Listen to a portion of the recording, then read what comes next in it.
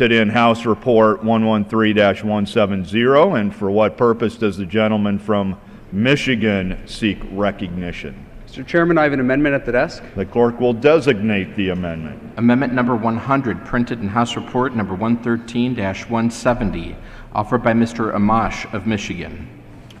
Pursuant to House Resolution 312, the gentleman from Michigan, Mr. Amash, and a member opposed will each control 7.5 minutes. Chair recognizes the gentleman from Michigan. Thank you, Mr. Chairman. I yield myself 1 minute.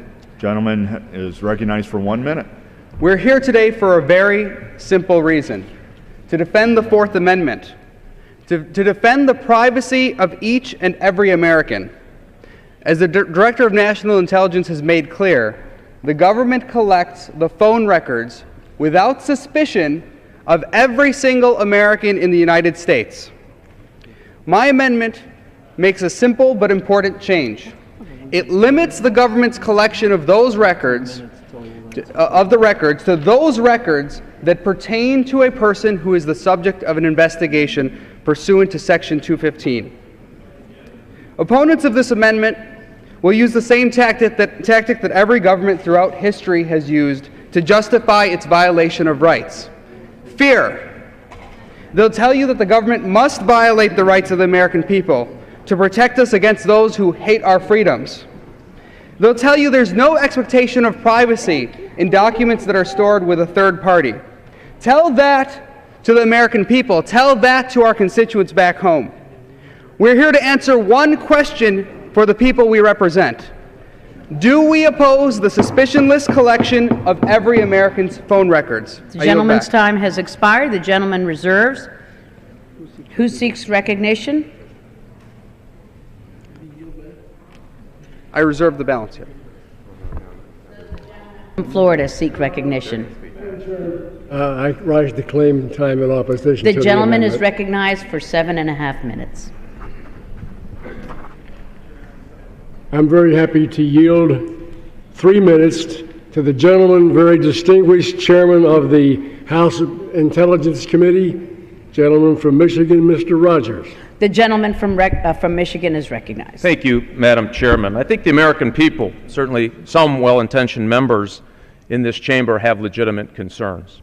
They should be addressed. We should have time and education on what actually happens in the particular program of which we speak. And I'll pledge to each and one of you today and give you my word that this fall, when we do the Intel authorization bill, we will work to find additional privacy protections with this program that has no emails, no phone calls, no names, and no addresses. 14 federal judges have said, yes, this comports with the Constitution. 800 cases around between the 1979 case have affirmed the underpinnings of the legality of this case. 800. So 14 judges are wrong, and 800 different cases are wrong. The legislators on both intelligence committees, Republicans and Democrats, are all wrong. Why is it that people of both parties came together and looked at this program at a time when our nation is under siege by those individuals who want to bring violence to the shores of the United States? Because those who know it best support the program, because we spend as much time on this to get it right, to make sure the oversight is right. No other program has the legislature, the judicial branch, and the executive branch doing oversight of a program like this. If we had this in the other agencies, we would not have problem. And think about who we are in this body. Have 12 years gone by and our memories faded so badly we forgot what happened on September 11th? This bill turns off a very specific program. It doesn't stop so-called spying and other things that this has been alleged to do, because that's not what's happening. It's not a surveillance bill. It's not monitoring. It doesn't do any of those things. What happened after September 11th that we didn't know on September 10th, and again, passing this amendment takes us back to September 10th. And afterward we said, wow, there is a seam, a gap. Somebody leading up to the September 11th attacks, a terrorist overseas called a terrorist living amongst us in the United States. And we missed it because we didn't have this capability.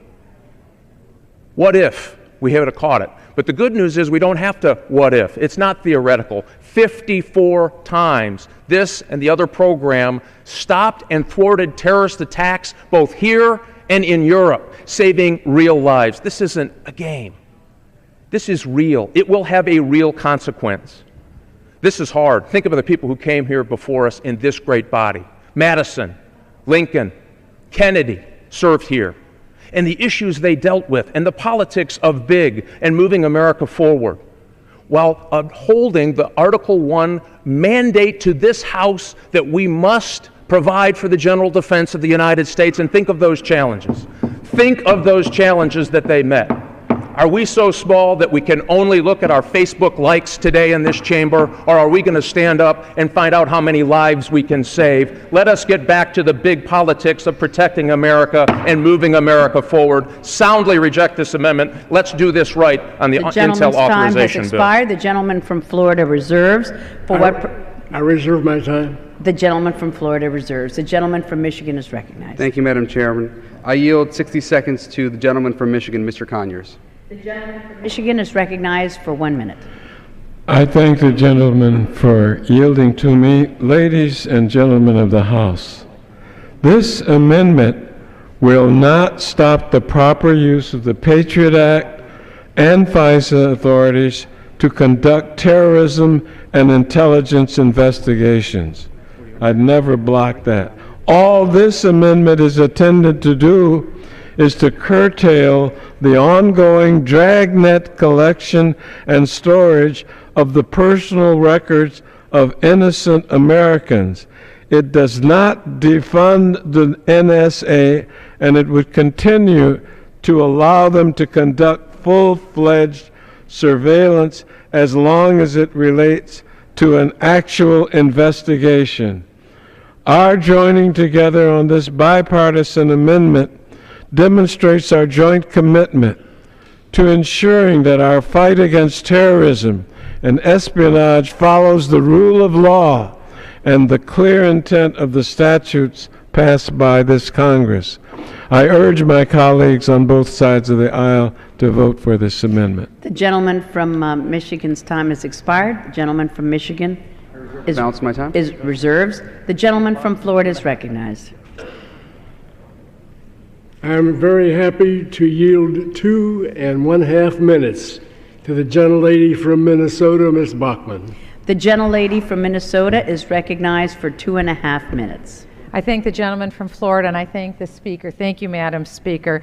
This is a very important issue that we're taking up today because the number one duty of the federal government is the safety of the American people, of our constituents, and of our own skins for each one of us who are in this chamber today. As we know all too well, national security is a real and present danger and something that we have to take quite seriously. We can't deal in false narratives. And a false narrative has emerged that the federal government is taking in the content of Americans' phone calls. It's not true. It's not happening. A false narrative has emerged that the federal government is taking in the content of the American people's emails. It's not true. It's not happening. We need to deal in facts, and the facts are real, and the facts are these. The only people who have benefited from the revelation of classified information by someone who worked for this government, who intentionally and unauthorized declassified some of the most sensitive national security information that we have. The only result is that those who are engaged in Islamic jihad will have been benefited, and those that we seek to protect have not. Consider this. There is more information contained in the phone book that sits at home on your kitchen counter about each one of us than the information that is in the national security database that we're talking about today. Your name, your address is in the phone book. Your name, your address is not in this national security database. No other nation in the world has the advantage that the United States of America has on national security. No other nation. And we, by this amendment today, would agree to handcuff ourselves and our allies by restricting ourselves. Let it not be. Let us not deal in false narratives. Let us deal in facts that will keep the American people safe. When you look at an envelope, when a letter is put in the mail, is there a privacy right as to what's been written on that envelope? No, there isn't. Where there is a privacy right is what's contained inside that envelope. That's a Fourth Amendment right. Is there a Fourth Amendment right to the record that you called someone on a certain day? No, there isn't. That's a record. But there is a Fourth Amendment right to what's in that phone call. Let's deal in reality, not in false narratives. And I yield back. The gentlelady's time has expired. The gentleman from Florida reserves. I reserve my time. The gentleman from Florida reserves. The gentleman from Michigan is recognized. I yield 1 minute to the gentleman from Wisconsin, Mr. Sensenbrenner. The gentleman from Wisconsin is recognized for 1 minute. Thank you very much, Madam Chair. I rise in strong support of the Amash Amendment, and I do so as the person who is the principal author of the Patriot Act in 2001, who got that law through quickly after 9/11, and who supported and managed the 2006 reauthorization. Let me make this perfectly clear, that unlike what we've heard from speakers on the other side of this issue, this amendment does not stop the collection of data under Section 215 to people who are subject to an investigation of an authorized terrorist plot. What it does do is prevent the collection of people who are not subject to an investigation. Now, relevance is required in any type of a grand jury subpoena or a criminal collection of data for a criminal trial. This goes far beyond that and what the NSA is doing. The time has come to stop it, and the way we stop it is to approve this amendment. Gentleman's time has expired. The gentleman from Michigan I reserve the balance. reserves. The gentleman from Florida is recognized. I continue to reserve. The Madam gentleman Chair. from Florida continues to reserve. The gentleman from Michigan is recognized. I yield 30 seconds to the gentleman from Colorado, Mr. Polis. The gentleman from Colorado is recognized for 30 seconds. I thank the gentleman from Michigan for his leadership on this important issue. Reports of the NSA surveillance program have broad and far-reaching consequences. Many Americans feel that our fundamental liberties as a country and our constitutional rights is threatened. In addition, it has ruined and hurt our reputation abroad, threatening our trade relationships with allies, threatening American jobs as a result, and putting in danger our cooperative security relationships that we need to fight the war on terror. The responsible thing to do is show some contrition. Let's pass this amendment. Let's make sure that we can have a practical approach that show that protecting our liberties and securities are consistent and critical for the United States of America. I urge a yes vote, and I yield back the balance of my time. The gentleman's time has expired. The gentleman from Michigan I reserve the balance of my time. reserves. The gentleman from Florida is recognized. Oh, I continue to reserve. The gentleman from Michigan. I yield 30 seconds to the gentleman from South Carolina, Mr. Mulvaney. The gentleman from South Carolina is recognized for 30 seconds. Here's the question. It's a question of balancing privacy versus security. It's a question beyond that. It's a question of who will do the balancing. Right now, the balancing is being done by people we do not know, by people we do not elect, and in large part right now by somebody who has admitted lying to this body in a hearing. That's wrong. We should be doing the balancing. We were elected to do that, and we need to pass this amendment so that we can do the balancing, not folks that are not elected who we do not know. The gentleman yields back. The gentleman from Michigan I reserve the balance of my time. reserves. The gentleman from Florida is recognized. I continue to reserve, Madam Gentleman Chair. from Florida reserves. The gentleman from Michigan. May I inquire as to how much time remains? Yes, sir. The gentleman from Michigan has 3.5 minutes remaining. Thank you, Madam Chair. I yield 30 seconds to the gentlewoman from California, Ms. Loughran. The gentlelady from California is recognized for 30 seconds. I want to talk about the much ballyhooed oversight. Every year there is a report to the Judiciary Committee, an annual report on Section 215. This year the report was 8 sentences, less than a full page. To think that the Congress has substantial oversight of this program is simply incorrect. I cannot match Mr. Sensenbrenner's brilliant remarks, but I do agree that when we wrote the Patriot Act, Relevance had a meeting, and I would ask unanimous consent to place in the record a letter to Mr. Sensenbrenner from the Department of Justice that basically says because 300 inquiries were made, the records of every single American became relevant. And her That's unanimous a joke. consent request will be considered under general leave. The gentleman from Michigan. I yield 30 seconds to the gentleman from Texas, Mr. Barton. The gentleman from Texas is recognized for 30 seconds. I thank the gentleman. I ask unanimous consent to revise and extend. Without objection.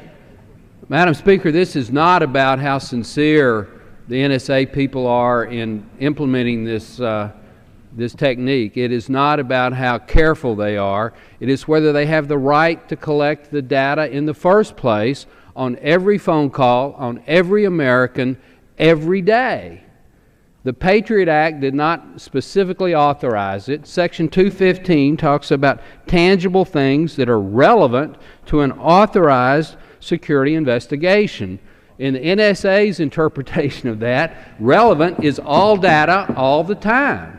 That is simply wrong. We should support the Amash amendment and vote for it. Thank you. The gentleman's time has expired. The gentleman from Michigan. I yield 15 seconds to the gentleman from South Carolina, Mr. Duncan. The gentleman from South Carolina is recognized for 15 seconds. Thank you, Madam Speaker. Amendment 4, the right of the people to be secure in their persons, houses, papers, and effects against unreasonable searches and seizures shall not be violated, and no warrant shall issue, but upon probable cause supported by oath or affirmation, and particularly describing the place to be searched and the persons or things to be seized. Those who choose to trade liberty for security will find they have neither. I yield back. The gentleman's time has expired. The gentleman from Michigan. I yield 30 seconds to the gentleman from Texas, Mr. Poe. The gentleman from Texas is recognized for 30 seconds. Warrants need to be particular and specific about the place to be searched and the items to be seized. No judge would ever sign a general search warrant like the British did, allowing the police to search every house on the block, much less seize everybody's phone records. But this is what has happened under Section 15 under the government. Government's gone too far in the name of security that the Fourth Amendment has been bruised.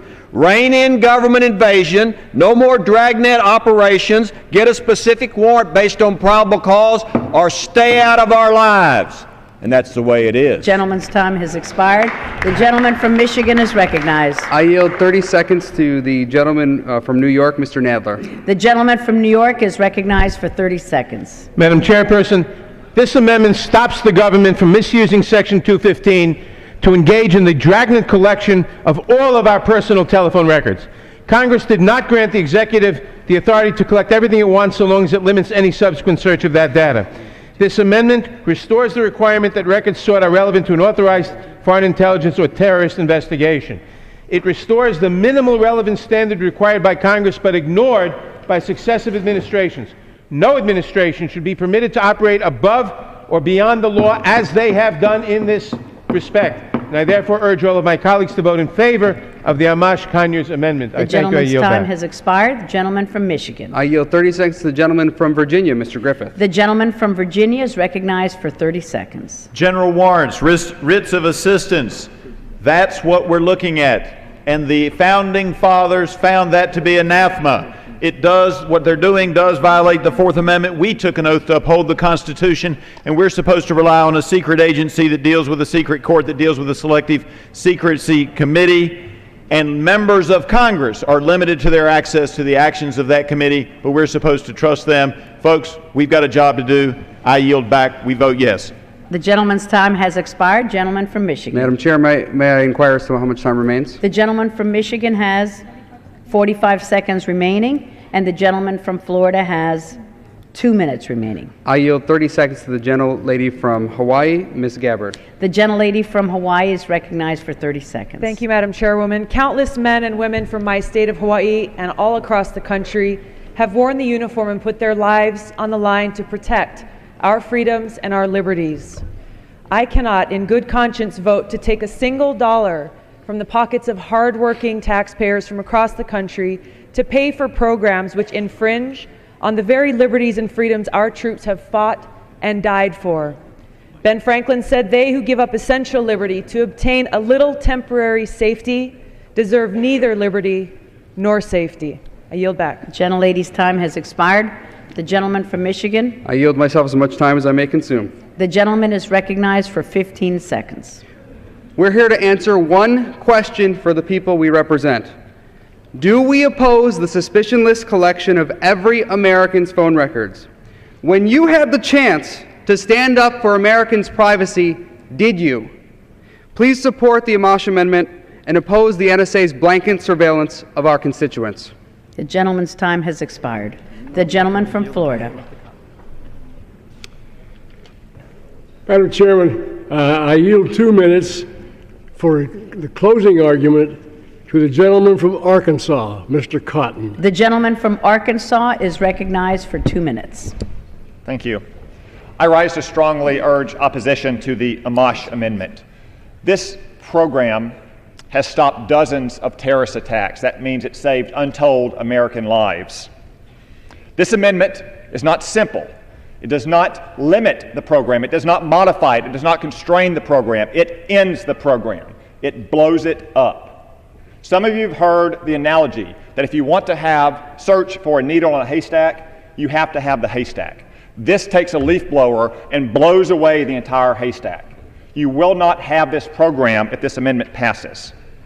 And that does so despite all of the safeguards you've already heard. This program is constitutional under Supreme Court precedent, not recent precedent. Precedent goes back to 1979, just 2 years after I was born, the year that one of the young sponsors of this amendment was born. This program is approved by large bipartisan majorities of this body on the statute, text that they approved, not their secret intents or wishes. It is overseen by Article III judges who have been confirmed by the Senate and are independent of the executive branch. It is reviewed by the intelligence committees, and it is executed primarily by military officers, not generals, but the majors and the colonels who have been fighting and bleeding for this country for 12 years. What is it? Metadata. It sounds kind of scary. It's nothing more than an Excel spreadsheet with 5 columns, called to, called from, date, time, the duration. 5 columns, billions of rows. It's in a lockbox. It can't be searched unless you have specific suspicion of a number being used by a terrorist. Only then do they go into that database and do they run a search for what that number has been calling. Why do you need it? Verizon, AT&T, other companies will not keep this data for the years that's necessary. And secondly, you need it quickly. When I was in Iraq as a platoon leader with the 101st Airborne, if we rolled up a bad guy and we found a cell phone or we found a thumb drive, we would immediately upload that data so intelligence professionals could search it, so they could go roll up another bad guy, because you only have a few hours to stop a terrorist once you catch another terrorist. Folks, we are at war. You may not like that truth. I wish it weren't the truth, but it is the truth. We are at war. Do not take this tool away from our warriors on the front line. Gentleman's time has expired. The question is on the amendment offered by the gentleman from Michigan.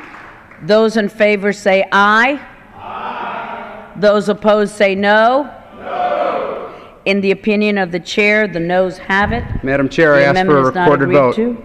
Pursuant to Clause 6 of Rule 18, further proceedings on the amendment offered by the gentleman from Michigan will be postponed.